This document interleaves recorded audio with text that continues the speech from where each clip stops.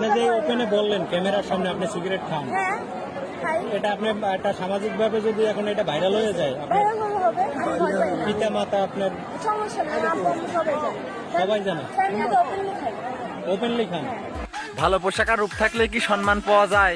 কথাবার্তা আর ব্যবহারে হয় বংশের পরিচয়। একটা মানুষ মানুষ চিনতে দেখতে হয় না খেয়ে।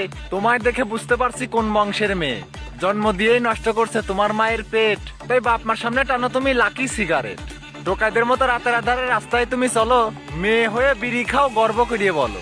এমন মেয়ে জন্ম হয়ে ঘরে আছে যার, প্রকাশ্য দিবালোকে মরা উচিত তার। জন্মের আগে পদ্ধতিটা ছিল তাদের ভুল, তাই তো এখন জন্ম দিয়ে দিতে হচ্ছে মাসুল। কেমন পরিবারে জন্ম তোমার বুঝতে পারছি সবাই, বংশের ঐতিহ্য ধরে রাখতে নির্লজ্জ তো হবাই। সন্তান যদি খারাপ হয় ঘরে কিন্তু রয় না, পয়দা করলেই এই জগতে বাপ মা হওয়া যায় না। পয়দা তো কুকুরেও করে 110-12টা।